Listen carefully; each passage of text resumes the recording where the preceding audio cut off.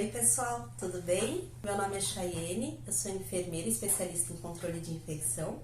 Juntamente com a doutora Patrícia, com o Rodrigo e com a Tamires, venho participar desse projeto muito bacana, que é o Previras, que é a prevenção de infecção voltada à população oncológica. No primeiro vídeo, o Rodrigo falou um pouco sobre epidemiologia e por que a gente entende que o câncer ele é uma realidade e que a principal complicação voltada para a população oncológica justamente são as infecções e por isso a necessidade da gente ter uma atenção especial para essa população. Para quem assistiu esse vídeo, a gente agradece imensamente, a gente viu a quantidade de views que ele teve, os inscritos, os comentários. Muito obrigada, pessoal. Se você ainda não se inscreveu, caso queira, faça a inscrição aqui, onde tem esse sininho, porque aí você recebe os alertas de quando tiver novos vídeos postados, tá bom? Bom, o meu vídeo vai ser voltado à parte de vigilância epidemiológica, que é a base do controle de infecção. A gente brinca, né? Fala que CCIH faz um pouco de tudo e epidemiologia também está com a gente, né? A epidemiologia nada mais é que o estudo onde é observado o comportamento de algumas doenças. Então a gente trabalha com critérios epidemiológicos e ele tem como objetivo a gente detectar se há alguma variação para surto, para notificação, para a gente trabalhar com indicadores de qualidade, resultado e até verificar se as nossas ações elas estão sendo efetivas ou não.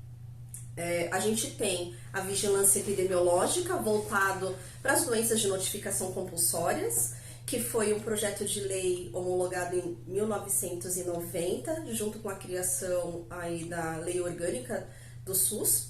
E lá eles falam das ações de controle de vigilância epidemiológica e reforça muito a necessidade de você seguir critérios para que você tenha dados fidedignos, né? Então, a base da vigilância é justamente a gente seguir totalmente os critérios voltados para atender aquela notificação. No controle de infecção, a gente também faz o que a gente chama de vigilância epidemiológica das IRAs, com o mesmo objetivo, que é voltado para a detecção de infecções. Então, a gente consegue, através dele, criar as densidades de infecções, através de limites endêmicos, a gente consegue observar as tendências, os surtos, e a gente consegue definir, então, as prioridades dentro das ações do Programa de Controle de Infecção Hospitalar. Quando a gente fala de vigilância epidemiológica, o critério para infecções, quando que nós fechamos uma infecção relacionada à assistência à saúde? Nós utilizamos manuais, que são os manuais de critérios diagnóstico, onde você vai verificar se aqueles sinais e sintomas descritos no prontuário, juntamente com aquela cultura, ou não necessariamente tem que ter cultura, né? Se eles atenderam os critérios. E algumas vezes, dentro do nosso dia a dia, a gente tem alguns embates em relação ao que a gente chama de diagnóstico clínico e diagnóstico epidemiológico, na verdade, vigilância epidemiológica, né? É muito importante a gente ter a clareza de que nós, do controle de infecção, iremos trabalhar com vigilância epidemiológica. E ele tem como objetivo identificar tendências dentro de uma população para a gente fazer esforços de prevenção e voltados mais para a parte de investigação e pesquisa. É um objetivo bem diferente de quando a gente fala do diagnóstico clínico, que é aquele à beira-leito, médico, paciente, equipe assistencial, que tem como objetivo identificar a doença do paciente e a melhor proposta curativa para aquele paciente. Então, um identifica a tendência e o outro identifica a doença. O componente que nós usamos para chegar nesse critério, dentro do controle de infecção, são dados objetivos, são os dados descritos no prontuário do paciente, apoiados a exames de imagem e exames laboratoriais. Diferente do diagnóstico clínico, onde a entrevista com o paciente é muito importante, a anamnese do paciente também, ela é extremamente fundamental. E ali você vai ter apoiado o julgamento clínico da equipe assistencial, onde ela é extremamente valorizada. Já no controle de infecção, ele é diferente. A gente não valoriza julgamento clínico. Nós analisamos as evidências em prontuário, fazemos uma cronologia onde a gente identifica qual momento que esse paciente fecha ou não o critério para infecção. Então, se por acaso você tiver em algum momento um embate com a unidade onde ele fala que onde a unidade quer discutir critérios epidemiológicos, saiba que para isso vocês vão discutir o que está no manual. E isso a CCIH ela faz de modo muito primoroso. A gente já faz isso no nosso dia a dia. Então, é importante que a gente eduque quando há uma situação dessa, a diferença entre diagnóstico clínico, que a gente aqui não condena tratamento, né? Então, o paciente pode estar tratando, como não pode estar tratando aquela infecção, mas a gente vai puramente no critério epidemiológico. E para a gente fechar uma infecção, além dos critérios, a gente também se baseia em outras informações como data da infecção, período da janela da infecção. Então você tem um evento determinante, que pode ser hemocultura ou exame de imagem, menos 3 dias, mais 3 dias, que tem que ser o período para fechar a infecção.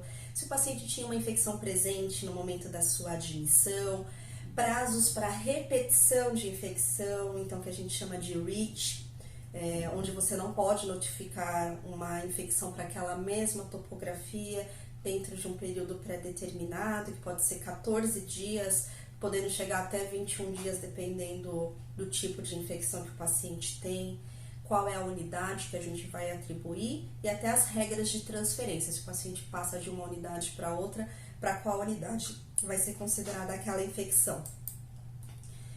Todos esses critérios, eles estão dentro dos manuais de critérios diagnósticos. Esses manuais, eles são estudos, né? Então, existe um time de especialistas que avaliam quais são esses critérios para que a gente consiga fechar a infecção. E, na verdade, por que vem dessa maneira? Justamente para que a gente possa poder padronizar a vigilância. Então, você reúne um time de especialistas para estabelecer quais serão esses critérios que todo controle de infecção precisará seguir, justamente para a gente padronizar a vigilância. Dessa forma, a gente consegue se comparar. Agora, imagine se, por exemplo, eu considerar que uma piúria é um critério de vigilância epidemiológica para determinar uma infecção urinária. Isso não está descrito como um critério de notificação. Eu perco totalmente o meu padrão de comparação. Eu terei hospitais que notificarão infecções que não são notificáveis e terei hospitais que vão seguir as regras de notificação. Então, é muito importante que a gente respeite os critérios epidemiológicos de diagnóstico para a notificação daquela infecção, para que a gente possa justamente poder se comparar. Quais são alguns manuais que são utilizados? O primeiro dele que eu vou trazer é esse aqui, que é a nota técnica número 7 de 2021. Ela fala dos critérios diagnósticos relacionados à assistência à saúde de notificação obrigatória pela Anvisa, né? Então, esse manual ele é novo, ele é revisto constantemente e aqui todos os serviços de controle de infecção hospitalar, na verdade, todos os hospitais, através dos serviços de controle de infecção hospitalar, deverão notificar de modo ativo e sistemático, ou seja, fazer a identificação e sistematicamente seria baseado nos critérios fazer essas notificações, que são aquelas notificações de infecção de corrente sanguínea associada a catéter venoso central, infecção urinária associada à sondagem vesical de demora e pneumonia associada à ventilação mecânica, além das infecções em cirurgias limpas. Essas são de notificações obrigatórias. E também existem outros manuais que eu acho bem importante para a gente conhecer. Esse aqui é o Manual de Critérios Diagnósticos da Anvisa do ano de 2017, onde além das infecções que a gente falou anteriormente da nota técnica 7, ele traz 5 topografias, ou seja, ela destrincha outras topografias para o paciente, onde a gente tem, por exemplo, a topografia boca, nariz, olhos e ouvido, né? Então, é uma topografia mais alta. A gente também tem a topografia intraabdominal e ali a gente trabalha com 21 tipos de infecções. Esse manual, ele foi uma adaptação desse outro aqui, ó, que é o NHSN, que é o manual do CDC, onde ele é revisto anualmente. Essa aqui é a última publicação, ela é o NHSN 2022, e aqui nós temos 34 tipos de infecções classificadas, que podem ser consideradas hospitalares, distribuídas em 9 topografias. Aqui vai entrar a topografia como sistema nervoso central, vai entrar as infecções intraabdominais, as infecções de ossos, as infecções de pele. Então, é bem bacana esse manual aqui. Por que eu trago isso como algo bem importante? Porque a infecção primária da corrente sanguínea, um dos critérios dela é dizer que você precisa excluir outros focos. Então, é muito importante, antes de fechar a infecção de corrente sanguínea, olhar e ver se a gente conseguiu fechar critério em uma dessas aqui, ó, ou das 21 tipos de infecções feitas no Manual 2017 da Anvisa, ou pelo próprio NHSN, onde você tem 34 tipos de infecção. É claro que para a Anvisa você não vai notificar porque elas não são obrigatórias, mas ele é um indicador de qualidade dentro do seu serviço de saúde. Porque dependendo do tipo de perfil que você tem dentro do seu hospital, você vai ter outros tipos de infecção. Por exemplo, dentro de uma unidade cardíaca, a gente vai ter muito mais, presume-se que você terá pacientes que atenderão critério para infecções como endocardite. Para uma unidade que é predominantemente cirúrgica, muito provavelmente você terá uma vigilância maior das infecções de sítio cirúrgico. E voltados para a população oncológica, o que nós temos como um ponto de atenção para infecções são infecções associadas à pele e partes moles, às vezes por conta da radiodermite, por conta da radioterapia, por conta da quimioterapia, infecções de boca, dente, boca, nariz, como sinusite, associados a, por exemplo, a mucosite e a neutropenia. Eu tenho infecções como, por exemplo, infecções de câncer, por conta de cânceres de tumores abdominais, pode acontecer infecções que nós chamamos de intraabdominal, e tudo isso baseado em cultura. Então, teremos situações onde hemoculturas serão positivas e não são infecções primárias de corrente sanguínea, porque elas atenderam essas outras topografias. Por isso que é importante a gente não decorar, como eu já disse lá no início, mas a gente ter sempre por perto esses manuais e fazer a consulta para ver onde o paciente vai se enquadrar aí.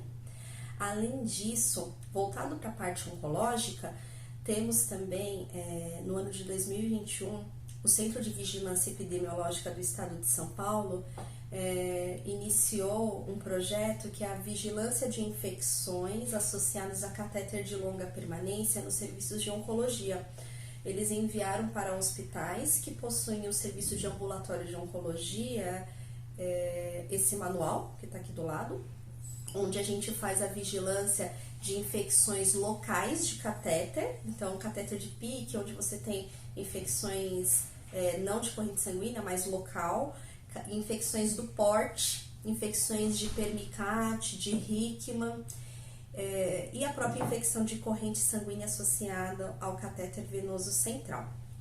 Para que a gente consiga fazer esse indicador, a gente precisa fechar uma parceria bem importante com os nossos ambulatórios, onde eles vão entrar com os dados de catéter dia, onde eles lançam para a gente, trazem quantos pique dia, porte dia, catéteres semi-implantáveis tiveram aí no período do mês, para que a gente coloque o numerador, que é o número de infecções, divida pelo denominador, que são os catéteres dias, para que a gente entregue aí a taxa mês a mês para o CVE. E é claro que o objetivo disso é a gente conhecer um pouco do cenário dos nossos serviços, poder se comparar e poder propor ações de melhoria. Bom, para finalizar um pouco dessa conversa, que eu acho que eu já me alonguei demais, algumas dicas de como que a gente pode deixar a nossa vigilância epidemiológica bem consistente. Tenha sempre uma ficha de notificação com os critérios descritos. Literalmente você vai deixar ticado X por X aquilo que vai atender o critério. Se for uma infecção onde você não tem esses critérios na ficha, imprima o critério do próprio manual e coloque junto a sua ficha de notificação. Assim você consegue padronizar. Além disso, é bem importante que você discuta as infecções com a sua equipe, antes de poder levar isso para as unidades. Então, se você tem um time composto aí por outros parceiros dentro do controle de infecção, tem um momento para discutir essas infecções, e somente quando vocês entrarem num consenso baseado nos critérios, você leva isso para a unidade. Também tem uma planilha de controle dos seus casos de infecção, descritos a topografia, o tipo de infecção, qual foi a data dessa infecção, a unidade, qual foi a cultura, o micro-organismo, se é multiresistente, porque dessa maneira você consegue rapidamente mostrar para a unidade como está sendo o desempenho dela. Falando em desempenho da unidade, também é possível você fechar densidades de infecções, caso você consiga fechar uma parceria e ter o número de catéteres daquela unidade, de dispositivos, né? Tanto sonda vesical de demora quanto catéter venoso central. Se a unidade conseguir, você fechar uma parceria e conseguir ter esse número, você consegue entregar a densidade de cada um dos andares. Isso acaba somando muito na vigilância do seu hospital, porque você consegue olhar como um todo. É importante também você fechar parceria para gatilhos. Então, por exemplo, flebites, se você tiver um time de terapia intravenosa, fechar junto com eles, caso o paciente tenha uma saída de secreção purulenta, uma flebite grau 4, que eles notifiquem vocês, para que você consiga fazer essa notificação. Existe também o Notivisa, onde ele também fala sobre flebite, então a qualidade, se ela que faz esse reporte, ela também pode ser um grande parceiro nesses gatilhos. Assim como o grupo de pele, quando a gente fala de lesão por pressão, que seria aquela IPPM, infecção de peles partes moles, que é a grau 4, quando tem saída de secreção purulenta.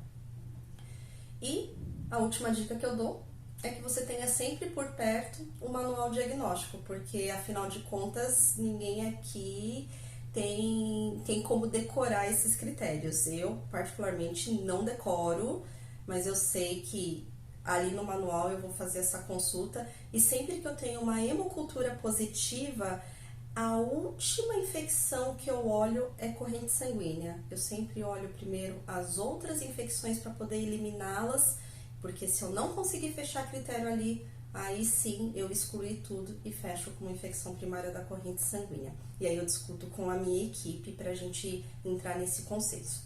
Gente, era isso que eu tinha para falar. Muito obrigada. Faça comentários, estou aberta aí a sugestões, críticas, elogios, e até o próximo vídeo. Tchau!